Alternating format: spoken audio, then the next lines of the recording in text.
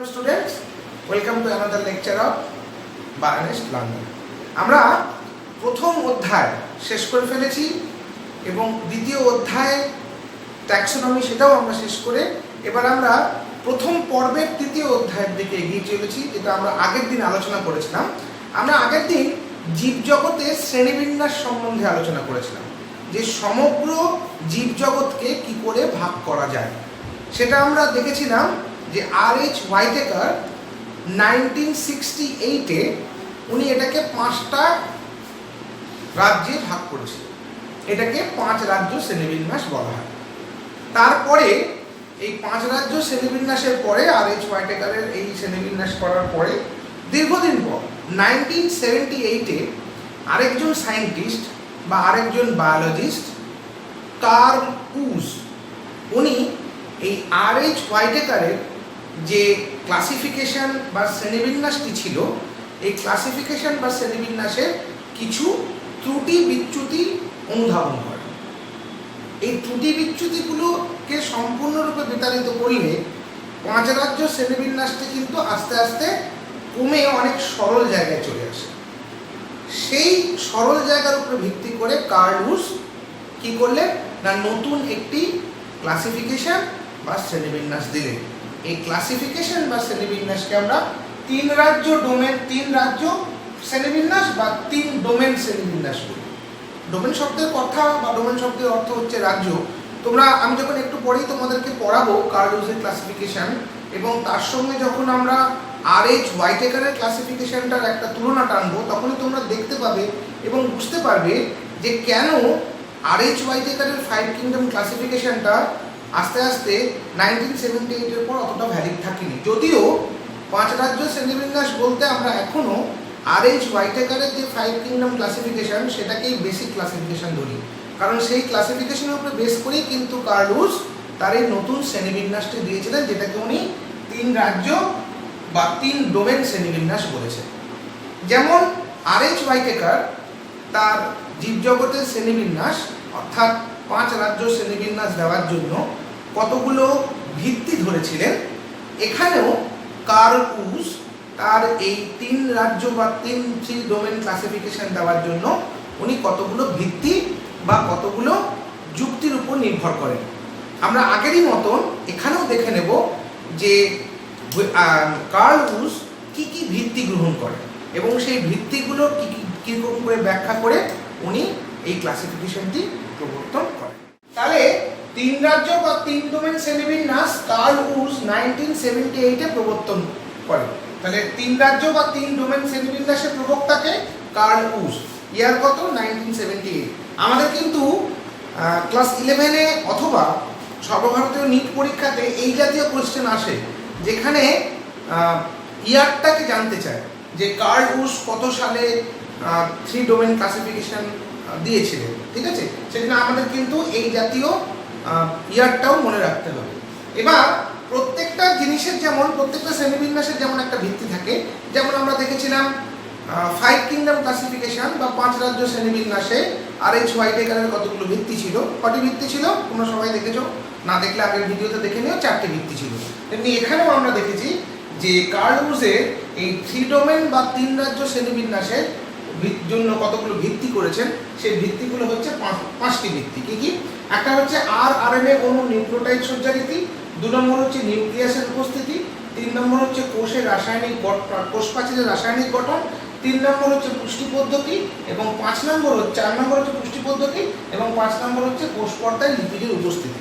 দেখো এখানে সবথেকে উল্লেখযোগ্য বিষয় হলো যে 4 নম্বর যে ভিত্তিটি রয়েছে, তার মানে পুষ্টি পদ্ধতি, এই জায়গাটার সঙ্গে কিন্তু কার্ল উজ এবং R.H. Whittaker-এর একটা আমরা মিল পাই। R.H. Whittaker-ও কিন্তু পুষ্টি পদ্ধতিটিকে রেখেছিলেন। R.H. Whittaker-ও পুষ্টি পদ্ধতিটিকে রেখেছিলেন তার শ্রেণীবিন্যাসের অন্যতম ভিত্তি হিসেবে। আর 2 নম্বরে যেটি আছে, যেমন অর্থাৎ নিউক্লিয়াসের উপস্থিতি, যদি এই দিকটাকেও আমরা একটু ভালো করে লক্ষ্য করি তাহলে দেখব যে R.H. Whittaker কি বলেছিলেন? R.H. Whittaker বলেছিলেন যে প্রোক্যারিওটিক আদিকোষ বা আদর্শ কোষ। তাহলে নিউক্লিয়াস যদি উপস্থিত থাকে তাহলে তাকে আমরা বলবো আদর্শ কোষ, বা যেটাকে আমরা বলছি ইউক্যারিওটিক কোষ, আর যদি নিউক্লিয়াস অনুপস্থিত থাকে তাহলে তাকে আমরা বলবো আদি কোষ। তাহলে নিউক্লিয়াস পজিটিভ হলে আদর্শ কোষ, নেগেটিভ হলে আদি কোষ। তাহলে এখানটাতেও কিন্তু আমরা আর.এইচ. হোয়াইটেকারের সঙ্গে কার্ল উজের যে ভিত্তি, সেই ভিত্তি আমরা একটা মিল বা সিমিলারিটি দেখতে পাই। এখানে যে তিনটি পদ্ধতি বা যে তিনটি ভিত্তি কার্ল উজ গ্রহণ করেছেন, সেই তিনটে ভিত্তি একদম আণবিক এবং খুবই মডার্ন তিনটে ভিত্তি। একটা হচ্ছে আরএনএ অণুর নিউক্লিওটাইড সজ্জারীতি, 2 নম্বর হচ্ছে কোষ প্রাচীরের রাসায়নিক গঠন এবং 3 নম্বর হচ্ছে কোষ পর্দায় লিপিডের উপস্থিতি। এই যে তিনটে উনি দেখেছেন, এই তিনটে তার এই 3 রাজ্য বা 3 ডোমেন ক্লাসিফিকেশন করার জন্য সবথেকে উল্লেখযোগ্য। তাহলে আমরা এই তিনটেকে নিয়ে আলোচনা করি। তাহলে প্রথমটা, তাহলে আমরা মাঝখান থেকে এগুলোকে একটুখানি ডিলিট করে দিই। এরকম যেমন পুষ্টি পদ্ধতি আমাদের দরকার নেই, এটা আমরা অলরেডি 5 রাজ্য শ্রেণীবিন্যাসে আলোচনা করেছি। আমাদের নিউক্লিয়াসের উপস্থিতি এই জিনিসটাকে দরকার নেই, কারণ এটাও আমরা কিন্তু আলোচনা করেছি। অতএব একই জিনিস আমাদের বারবার আলোচনা করে সময় নষ্ট করার কোনো দরকার বা প্রয়োজনীয়তা নেই। তাহলে আমরা সরাসরি চলে আসি তিনটি ভাগে। কি কি? একটি হচ্ছে আরএনএ অণুর নিউক্লিওটাইড সজ্জারীতি, 2 নম্বর হচ্ছে কোষ প্রাচীরের রাসায়নিক গঠন এবং 3 নম্বর হচ্ছে কোষ পর্দায় লিপিডের উপস্থিতি। তাহলে আমি প্রথম যেটি আছে সেটিকে একটু দেখি। আমরা জানি প্রত্যেকটি কোষে তার মধ্যে তার কিছু জিন বস্তু থাকে বা জিন থাকে। এই জিনগুলি একটি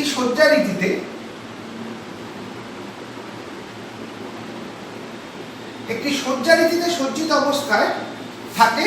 এই সজ্জিত অবস্থায় থাকার ফলে আমরা জিনে একটা ক্রমবর্ধমান বা একটা ক্রমিক অনুসারে তার একটা আমি এক্সপ্রেশন বা বহিঃপ্রকাশ হতে দেখি। তাহলে কোষের মধ্যে জিন যে সজ্জারীতিতে থাকে সেটা কি? তাহলে আমাদের তার আগে জানতে হবে কোষের মধ্যে জিন কিরকম ভাবে থাকে। না, প্রত্যেকটি কোষে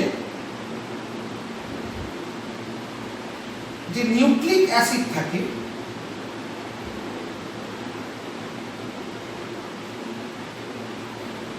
সেই নিউক্লিক অ্যাসিডকে আমরা বলি ডিএনএ, ডিঅক্সিরাইবো নিউক্লিক অ্যাসিড। আমি এখানে ডিএনএ সম্বন্ধে খুব শর্টে বোঝাবো। তোমাদের যখন কোষ আমি পড়াবো অর্থাৎ 3য় অধ্যায়ে, সেইখানটায় কিন্তু আমরা এই ডিএনএ সম্বন্ধে ডিটেলসে আলোচনা করব। কিন্তু এখানে আমরা নিউক্লিক অ্যাসিড মানে ডিএনএ, এটা তোমরা ক্লাস 9এও পড়েছো। ডিএনএ পুরো কথা হচ্ছে ডিঅক্সিরাইবো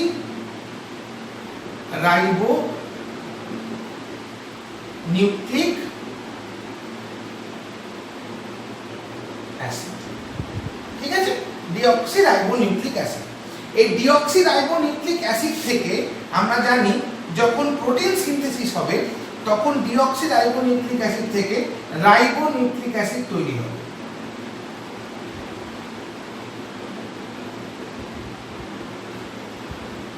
এই রাইবো নিউক্লিক অ্যাসিডটি হচ্ছে আরএনএ। তার মানে ডিঅক্সি হচ্ছে ডিএনএ। তার মানে আরএনএ, ডিএনএ থেকে আরএনএ সৃষ্টি হয়। এবার এই আরএনএ চারিত্রিক বৈশিষ্ট্যের মধ্যে সবথেকে বড় বৈশিষ্ট্য কি? না, আরএনএ হচ্ছে একতন্ত্রী আর এটা হচ্ছে দ্বিতন্ত্রী। আরএনএ হচ্ছে একতন্ত্রী এবং এটা হচ্ছে দ্বিতন্ত্রী। ঠিক আছে, তাহলে এই দ্বিতন্ত্রী যে আরএনএ, একতন্ত্রী যে আরএনএ অণুটা দেখি সেটা পরবর্তীকালে রাইবোজোম এর সাথে মিলিত হয় এবং প্রোটিন তৈরি করে।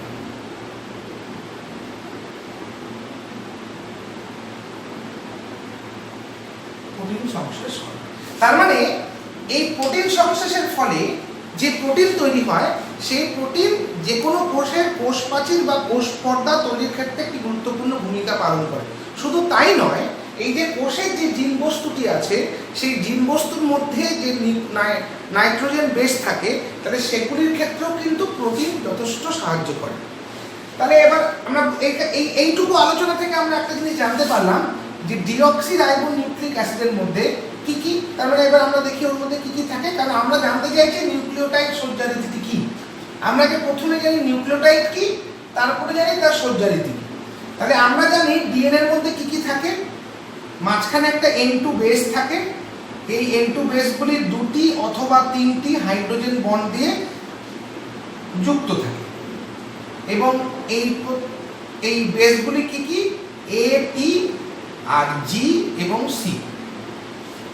এই প্রত্যেকটি যে নাইট্রোজেন বেস থাকে এগুলি একটি সুগার ফসফেট ব্যাকবোন দিয়ে আটকানো থাকে, ঠিক এইরকম ভাবে। তাহলে এটা হচ্ছে সিঁড়ি, এই হচ্ছে সিঁড়ির হাতল। এই যে আমরা একটা কমপ্লিট পার্ট দেখলাম, অর্থাৎ এটা হচ্ছে N2 ক্ষারক, এটা হচ্ছে শর্করা ফসফেট শৃঙ্খল, বা যেটাকে আমরা সুগার ফসফেট চেইন বা সুগার ফসফেট ব্যাকবোন বলি। এবার তাহলে N2 বেস প্লাস এই শর্করা ফসফেট শৃঙ্খল, এইটাকে একসাথে আমরা বলি নিউক্লিওটাইড। এইটাকে একসঙ্গে আমরা নিউক্লিওটাইড বলি। তাহলে প্রত্যেকটি নিউক্লিওটাইড দেখো, তার মানে এইটা হচ্ছে একটা নিউক্লিওটাইড, আবার উল্টো দিক দিয়ে দেখলে এইটাও একটা নিউক্লিওটাইড। তাহলে প্রত্যেকটা নিউক্লিওটাইডের একটা নির্দিষ্ট রীতিতে তারা সাজানো থাকে, যেমন A, T, G, C, তারপরে পরপর পরপর। তাহলে এই যে নির্দিষ্ট সজ্জা রীতি, এটাকেই আমরা বলি নিউক্লিওটাইডের সজ্জা রীতি। তাহলে যদি আমরা নিউক্লিওটাইড সজ্জা রীতি কি, এটাকে যদি আমরা সরাসরি সংজ্ঞায়িত করে লিখতে যাই, তাহলে আমরা কি লিখতে পারবো? খুব সোজা, আমরা লিখব প্রতিটি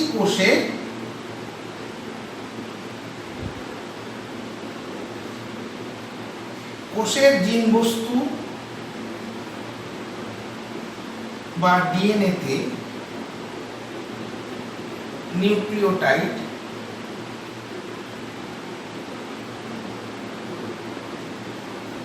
যে সজ্জা রীতিতে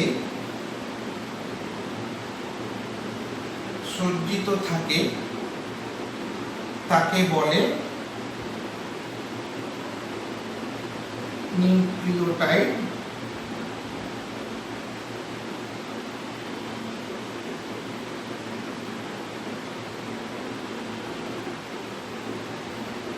সজ্জা রীতি। তার মানে প্রতিটি কোষের জিনবস্তু বা ডিএনএতে নিউক্লিওটাইড যে সজ্জা রীতিতে সজ্জিত থাকে তাকে আমরা বলি নিউক্লিওটাইড সজ্জা রীতি। ঠিক আছে? এবার আমরা কিন্তু চাইছি না এখানে ডিএনএ সজ্জা রীতি, আমরা চাইছি আরএনএ সজ্জা রীতি। তাহলে আমি জানলাম যে নিউক্লিওটাইড সজ্জা রীতি কাকে বলে। এবার আমরা দেখেছি এটা কোষের জিনবস্তু বা ডিএনএতে থাকে। তাহলে আমি এমন একটা কোষ দেখলাম যে কোষের জিনবস্তু হচ্ছে আরএনএ, তাহলে আমি এখানে ডিএনএ লিখবো না, তাহলে আমি লিখবো কোষের জিনবস্তুতে নিউক্লিওটাইড যে সজ্জা রীতিতে সজ্জিত থাকে তাকে আমরা বলি নিউক্লিওটাইড সজ্জা রীতি। ঠিক আছে? এটাকে আমরা বলি নিউক্লিওটাইড সজ্জা রীতি, এটা আমরা জানলাম। কিন্তু আমাদের জানতে হবে আরএনএ অণুর নিউক্লিওটাইড সজ্জা রীতি। তাহলে আমি প্রতিটি কোষের জিনবস্তু আমার ডিএনএ বা আরএনএ হতে পারে। এমন একটি ব্যাকটেরিয়া কোষ দেখলাম যে ব্যাকটেরিয়া কোষের জিনবস্তু হচ্ছে আরএনএ, তাহলে আমার আরএনএও হতে পারে। তাহলে এই যে আরএনএ হবে, এই আরএনএ অণু নিউক্লিওটাইড সজ্জা রীতি যদি আমি দেখি, এখন আমার কাছে প্রশ্ন হচ্ছে স্যার আরএনএ কেন আরএনএটাকে আমি নেব? আরএনএ নেওয়ার আমার কি প্রয়োজন? আমি তো আরএনএ অনেকগুলো দেখতে পাই, তোমার টিআরএনএ আছে, আরআরএনএ আছে, এসএনআরএনএ আছে, এসআইআরএনএ আছে, অনেক ধরনের আরএনএ আছে। আপনি আরএনএটা কেন নিলেন না? আমরা দেখেছি প্রোক্যারিওটিক বা ইউক্যারিওটিক যে কোনো কোষই হোক না কেন, সেই কোষের ক্ষেত্রে প্রোটিনের কিন্তু একটা অবশ্যম্ভাবী দরকার রয়েছে। অর্থাৎ প্রোটিন ছাড়া সেই কোষের কোনো রকমভাবে সাস্টেনেবিলিটি বা জীবিত থাকার কোনো সম্ভাবনা নেই। কারণ তার প্রোটিন তার জিনবস্তু গঠনে সাহায্য করবে, প্রোটিন তার কোষের গঠনে সাহায্য করবে, তার কোষ প্রাচীর গঠনে সাহায্য করবে, এবং এই প্রোটিনের মাধ্যমেই সে বিভিন্ন ধরনের উৎসেচকও তৈরি করবে। আমরা আগের দিন যখন পুষ্টি পদ্ধতি দেখছিলাম তখন আমরা দেখেছি পরজীবীয় পুষ্টি। তাহলে পরজীবীয় পুষ্টিতে কোনো একটি জীব যখন পুষ্টি পদ্ধতি মানে পুষ্টি গ্রহণ করে, তখন সে একটি ম্যানুফ্যাকচার বা রেডিমেড বা তৈরি খাদ্য থেকে খাবার নেয়। তাহলে তৈরি খাদ্য থেকে খাবার নিতে গেলে সেই খাদ্যটাকে তাকে প্রথমে ডাইজেস্ট করতে হয়। তাহলে ডাইজেস্ট করতে গেলেই বা তাকে বেশ কিছু এনজাইম বা উৎসেচক তাকে তৈরি করতে হয়। এই উৎসেচক মানে আবার প্রোটিন। তাহলে প্রোটিন যে কোনো কোষের পক্ষে খুব দরকারি, সেটা প্রোক্যারিওটিক কোষ হোক, ইউক্যারিওটিক কোষ হোক, যে কোনো কোষই হতে পারে। তাহলে প্রোটিন যদি তাদের ক্ষেত্রে দরকারি হয়, তাহলে প্রোটিন সিনথেসিস বা প্রোটিন সংশ্লেষ করাটাও দরকারি। তাহলে প্রোটিন সংশ্লেষ করতে আমরা জানি যে আরএনএ খুবই দরকারি। আরএনএ মানে কি? রাইবোজোম। তাহলে রাইবোজোম যে কোনো প্রোটিন সিনথেসিসের জন্য দরকারি। তাহলে রাইবোজোমের মধ্যে আমরা বা রাইবোজোমাল যে আরএনএ, অর্থাৎ যে আরএনএটার সিকোয়েন্সে রাইবোজোম তৈরি হবে বা রাইবোজোম গঠনকারী প্রোটিন তৈরি হবে, তাহলে সেইটা আমি প্রত্যেকটা কোষে পাবো। কি বললাম বোঝা গেল না? আমি আরেকটু ক্লিয়ার করে বলি। আমাদের প্রত্যেকটি কোষে, তাহলে আমি যদি দেখি প্রত্যেকটি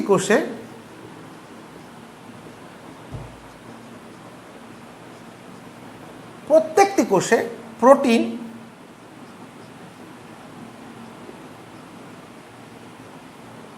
দরকারি বা এসেনশিয়াল। কারণ কি? এই প্রোটিন দিয়ে অনেকগুলো কাজ হয়। কি কি কাজ হয়? যেমন উৎসেচক, এটাও প্রোটিন। আবার কোষ পর্দা,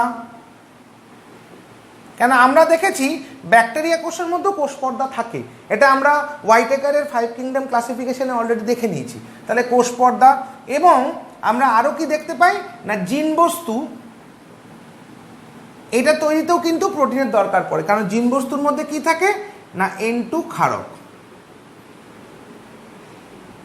এই N2 যুক্ত ক্ষারক তৈরি করতে কিন্তু আমার প্রোটিন দরকার লাগে, কারণ প্রোটিনও হলো এক ধরনের নাইট্রোজেন যুক্ত পদার্থ।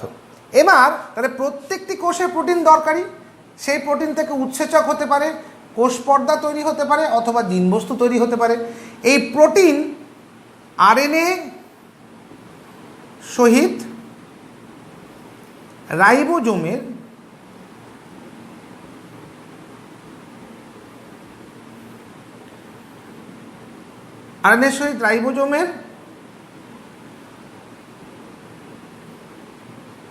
বিক্রিয়া, মানে রাইবোজোমের রাসায়নিক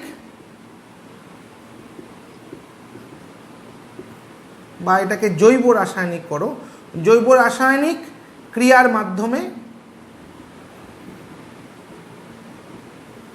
তৈরি হয়।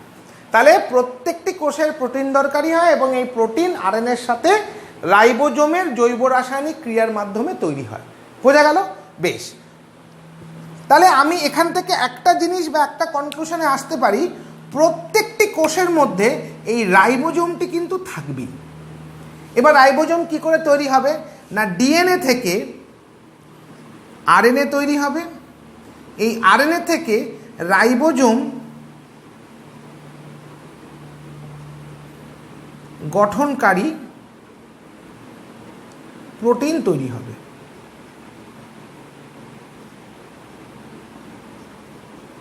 কি করে প্রথম রাইবোজোম সৃষ্টি হয়েছিল এটা যখন কোষ পড়াবো তখন বলবো, কিন্তু একটি রাইবোজোম আরেকটি রাইবোজোমের সংশ্লেষ করার জন্য প্রয়োজনীয় প্রোটিন তৈরি করে। তাহলে রাইবোজোম ডিএনএ থেকে আরএনএ হবে, এবং মানে আরএনএ থেকে রাইবোজোম গঠনকারী প্রোটিন তৈরি হবে। তাহলে রাইবোজোম গঠনকারী প্রোটিন তৈরি করবে যে আরএনএ, তাকে আমরা বলবো রাইবোজোমাল আরএনএ বা আরএনএ। তাহলে প্রত্যেকটা কোষে রাইবোজোম থাকলে প্রত্যেকটা কোষে এই আরএনএ বা রাইবোজোমাল আরএনএটি থাকবে, এবং এই প্রত্যেকটা আরএনএর নিজস্ব কিছু বৈশিষ্ট্য থাকবে। কি নিজস্ব বৈশিষ্ট্য থাকবে না প্রত্যেকটা গ্রুপ বা প্রত্যেকটা রাজ্যের মধ্যে যতগুলো আমি জীব দেখব, প্রত্যেকটি জীবের এই আরএনএর সজ্জারীতি একটা নির্দিষ্ট সজ্জাক্রম অনুসরণ করবে। তার মানে প্রত্যেকটি গ্রুপের প্রত্যেকটি কোষের, সেটা মনেরা হতে পারে, প্রোটিস্টা হতে পারে, ফানজাই হতে পারে, অ্যানিমালিয়া হতে পারে, এই প্রত্যেকটি গ্রুপের বা প্রত্যেকটি রাজ্যের যতগুলি আমি রাইবোজোমাল আরএনএ দেখব, প্রত্যেকের অণুর এক নিউক্লিওটাইডের একটি নির্দিষ্ট সজ্জারীতি থাকে। সেই সজ্জারীতির উপরে ভিত্তি করে কিন্তু আমরা দুটো একই গ্রুপের বা একই স্তরের জীবের মধ্যে একটা সিমিলারিটি বা তাদের মধ্যে একটা সমানুপাত দেখতে পাই। সেই জন্যই উনি দেখলেন যে আরআরএনএ, উনি বলতে কার্ল লুস দেখলেন যে আরআরএনএ অণুর নিউক্লিওটাইডের সজ্জারীতিকে যদি গ্রহণ করা যায় তাহলে সেটা হবে সব থেকে অকাট্য একটা প্রমাণ কোনো একটি ক্লাসিফিকেশান বা শ্রেণীবিন্যাস করা। কোনো একটি ক্লাসিফিকেশান বা শ্রেণীবিন্যাস করার অকাট্য প্রমাণ হবে এই আরএনএ অণুর নিউক্লিওটাইডের সজ্জারীতি।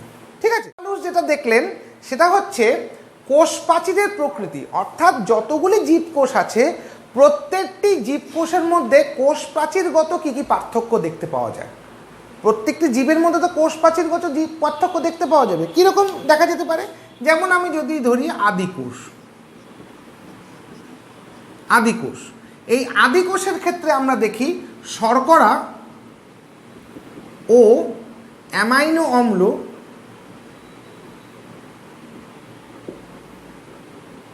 মিলিতভাবে, শর্করা এবং অ্যামাইনো অম্ল মিলিতভাবে একটি বস্তু গঠন করে, যাকে আমরা বলি পেপটাইডোগ্লাইক্যান।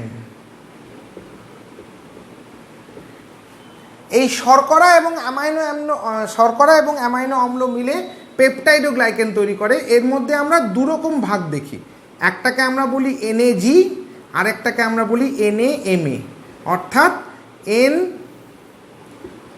Acetyl glucosamine,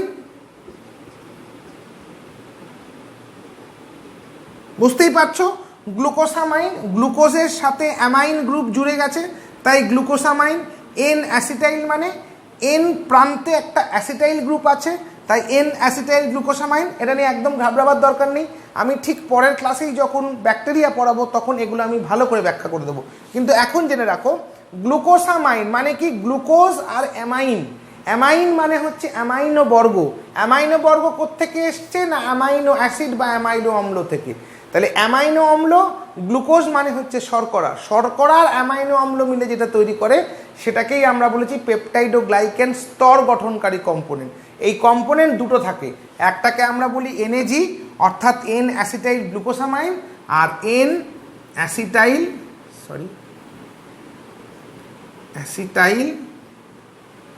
muramic acid, N acetyl muramic acid. এটা মিউরিন জাতীয় এক ধরনের বস্তু। তাহলে এখানেও কিন্তু আমরা এই শর্করা গ্রুপের মধ্যে মিউরিন এবং অ্যাসিটাইল গ্রুপকে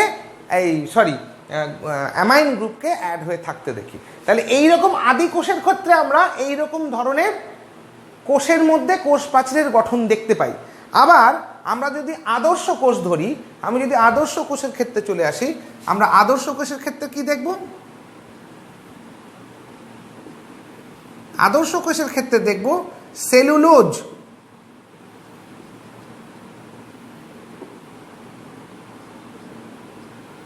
তন্তু দিয়ে, সেলুলোজ তন্তু দ্বারা কোষ প্রাচীর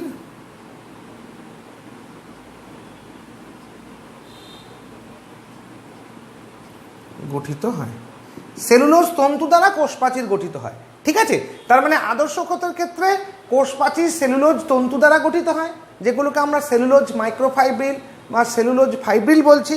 আর আদিকোষের ক্ষেত্রে শর্করা ও অ্যামাইনো অম্লের একটা যুগপথ একটি জৈব অণু দিয়ে তৈরি হয়, যেটাকে আমরা যে স্তর তৈরি করে সেই স্তরটিকে আমরা বলছি পেপটাইডোগ্লাইক্যান।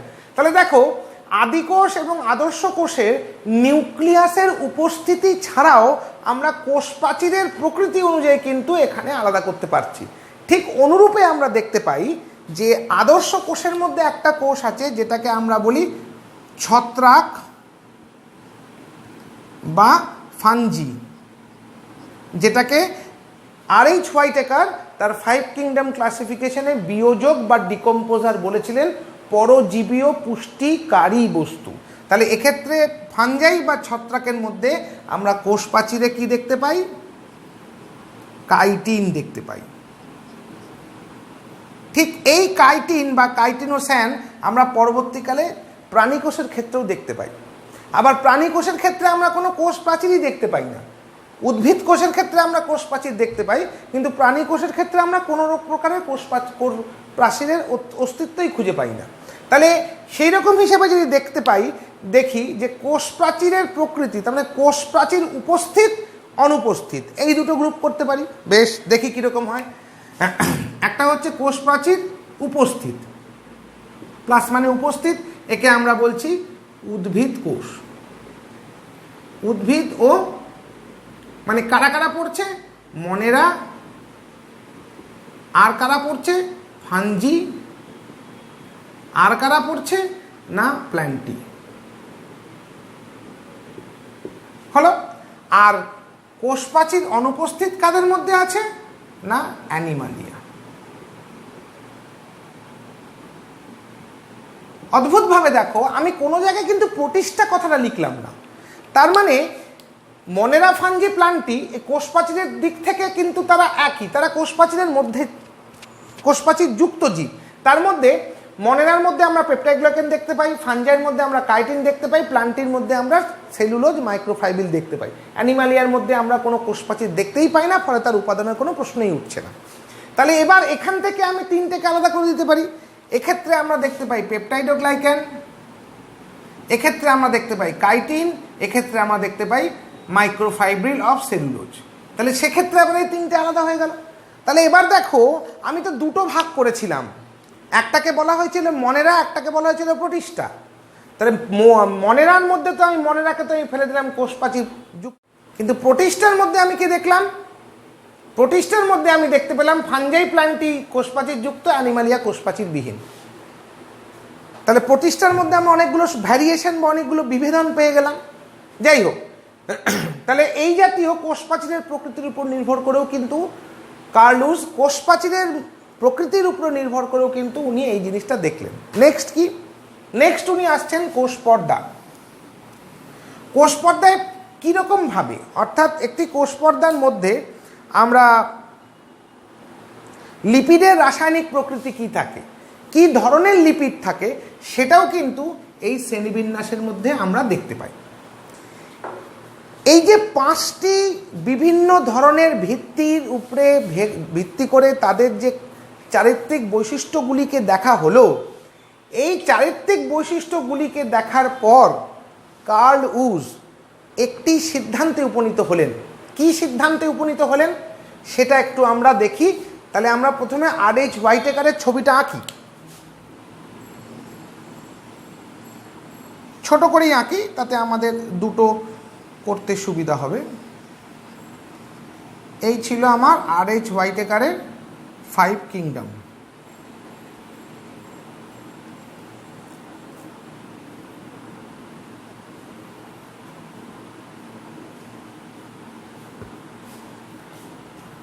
এটা ছিল মনেরা, এটা ছিল প্রোটিস্টা,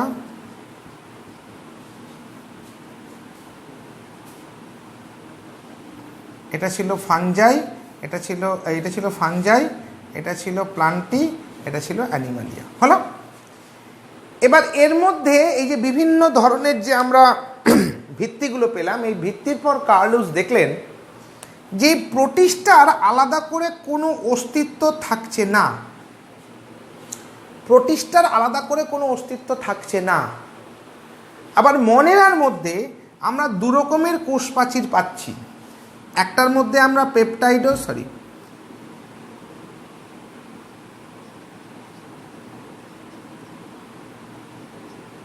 গ্লাইক্যান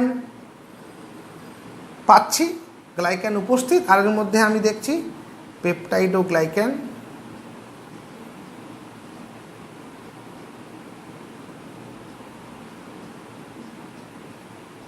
অনুপস্থিত। তাহলে পেপটাইডোগ্লাইক্যান উপস্থিত, পেপটাইডোগ্লাইক্যান অনুপস্থিত, দুটোর ক্ষেত্রেই কোষ প্রাচীরের মধ্যে লিপিডেরও তারতম্য আমরা দেখতে পাই। তাহলে মনেরার মধ্যে আমরা কিছু গ্রুপকে দেখছি। এবার যখন যে পেপটাইডোগ্লাইক্যান আছে, কিছুর মধ্যে পেপটাইডোগ্লাইক্যান নেই, এদের যখন আমি রাইবোজোমাল আরএনএস নিউক্লিওটাইডের সজ্জারীতি দেখছি, তখন দেখছি সজ্জারীতি সম্পূর্ণ আলাদা। আরআরএনএর সজ্জারীতি সম্পূর্ণ আলাদা, নিউক্লিওটাইডের সজ্জারীতি সম্পূর্ণ আলাদা। তাহলে আরআরএনএর নিউক্লিওটাইডের সজ্জারীতি যদি দুটো গ্রুপের মধ্যে সম্পূর্ণ আলাদা হয়, তাহলে মানে অবশ্যই আমরা মনেরার মধ্যে দুটো গ্রুপ দেখতে পাচ্ছি। এবার এই দুটো গ্রুপকে নিয়ে বা এই দুটো আলাদা আলাদা বস্তু মনেরাকে নিয়ে যখন আরও বিস্তর গবেষণা করা হলো, তখন দেখা গেল একটা ব্যাকটেরিয়া কিন্তু আরেকটা ব্যাকটেরিয়া সদৃশ্য হওয়া সত্ত্বেও তার মধ্যে পেপটাইডোগ্লাইকেন থাকে না, সে খুব এক্সট্রিম জায়গায় থাকে। তাহলে আমরা মনেরাকে দুটো ভাগে ভাগ করে দিলাম। তাহলে মনেরার তো আর অস্তিত্ব থাকলো না, থাকলো কি? মনেরার কোনো অস্তিত্ব থাকলো না। এই মনেরার মধ্যে একটার মধ্যে পেপটাইডোগ্লাইকেন নেই, একটার মধ্যে পেপটাইডোগ্লাইকেন আছে। এবার আসো প্রোটিস্টার ক্ষেত্রে। এই প্রোটিস্টার ক্ষেত্রে আমরা অদ্ভুত জিনিস দেখতে পাই। প্রোটিস্টা যদি নিজে একটা রাজ্য হবে, তাহলে পরে এর মধ্যে তিনটে রাজ্য কি করে থাকতে পারে? ভারতবর্ষ একটা দেশ, তার মধ্যে কি বাংলাদেশ, পাকিস্তান এগুলো একসঙ্গে থাকতে পারে? কখনোই থাকতে পারে না। ভারতবর্ষ একটা দেশ, তার মধ্যে অন্য কোনো দেশ থাকতে পারে না, ভারতবর্ষের মধ্যে অনেকগুলো রাজ্য থাকতে পারে। তাহলে সেই রকমই প্রোটিস্টাও একটা রাজ্য। তাহলে তার মধ্যে তিনটে আলাদা আলাদা রাজ্য কি করে থাকবে? তার মধ্যে তো তিনটে আলাদা আলাদা রাজ্য থাকতে পারে না। তাহলে এই অ্যানিমালিয়া, ফানজাই এবং প্ল্যান্টি, এই তিনটে কিন্তু প্রোটিস্টার আলাদা রাজ্য নয়, এই তিনটের নিজস্ব রাজ্য হিসাবে একটা ভিত্তি রয়েছে। এবং পরবর্তীকালে যখন এদের আমরা আরআরএনএ সিকোয়েন্সিং করছি, তখন আমরা কি দেখতে পাচ্ছি না, আরআরএনএ নিউক্লিওটাইডের সজ্জারীতি যখন আমরা দেখছি, তখন আমরা কি দেখতে পাচ্ছি না, তখন আমরা দেখতে পাচ্ছি যে এদের ক্ষেত্রেও কিন্তু আরআরএনএ সজ্জারীতি আলাদা। খুব ভালো কথা। তাহলে তো স্যার আর.এইচ. হোয়াইটেকার ঠিক করেছিলেন। হ্যাঁ, ঠিক করেছিলেন, কিন্তু আর.এইচ. হোয়াইটেকার যে প্রোটিস্টার মধ্যে রেখেছিলেন সেটা কিন্তু নয়। এই আরআরএনএ সজ্জারীতি এদের তিনজনের সঙ্গে প্রোটিস্টার সম্পূর্ণ এক। তাহলে প্রোটিস্টার মধ্যে এরা তিনজন নয়, এরা তিনজনই প্রোটিস্টা। আমরা প্রোটিস্টার মধ্যে একটা ভাগ করেছিলাম কোষের গঠন অনুযায়ী, এককোষী এবং বহুকোষী। তার মানে এককোষীর ক্ষেত্রে আমার অ্যানিমালিয়াও এককোষী বহুকোষী হতে পারে, ফানজাইও এককোষী বহুকোষী হতে পারে, প্ল্যান্টিও এককোষী বহুকোষী হতে পারে। তাহলে প্রোটিস্টার মধ্যে আলাদা করে সিঙ্গেল সেলুলার বা মাল্টি সেলুলার এই জাতীয় বা এককোষী বা বহুকোষী বা সরল গঠনযুক্ত জটিল গঠনযুক্ত, জটিলের মধ্যে আবার অ্যালগি, ফানজাই, অ্যানিমাল রাখার কোনো মানে হয় না। কারণ আমি যদি ধরি ক্লামাইডোমোনাস হচ্ছে একটি সহজ সরল উদ্ভিদ, তেমনি আবার ওই উদ্ভিদের মধ্যেই যদি আমরা এবং তাকে যদি আমরা উদ্ভিদ গোষ্ঠীর মধ্যে রাখি, তার মধ্যেই আবার আমি সপুষ্পক উদ্ভিদকেও দেখতে পাচ্ছি যে যথেষ্ট জটিল গঠনযুক্ত। তাহলে আমরা এককোষী শৈবালকে রাখছি প্রোটিস্টার মধ্যে, আর বহুকোষী উদ্ভিদকে রাখছি হচ্ছে গিয়ে প্ল্যান্টের মধ্যে। কিন্তু যদিও আরআরএনএ সিকোয়েন্সিং করে দেখা যাচ্ছে দুটো কিন্তু দুটো এক মানে তারা একটাই রাজ্যের মধ্যে, একটাই গ্রুপের মধ্যে থাকবে। তাহলে আলাদা করে এই প্রোটিস্টা বর্গের আমি কোনো আলাদা করে অস্তিত্ব খুঁজে পাচ্ছি না। হ্যাঁ, এটা ঠিক কথা যে উনি নিউক্লিয়াসের উপস্থিতি আছে কি নেই এটা দেখেছিলেন। নিউক্লিয়াস যদি উপস্থিত থাকে তাহলে সেটা আদর্শ কোষ, না থাকলে আদি কোষ। তাহলে আদি কোষ আদর্শ কোষের ব্যাপারটা কিন্তু থাকছে, কিন্তু প্রোটিস্টা এবং এই মনেরার এই ব্যাপারটা থাকছে না। তাহলে এগুলো না থেকে যে জিনিসটা আসে সেই জিনিসটা কি সেটা আমরা একটু দেখি। তাহলে কার্ল উজের মতানুসারে জীবজগৎ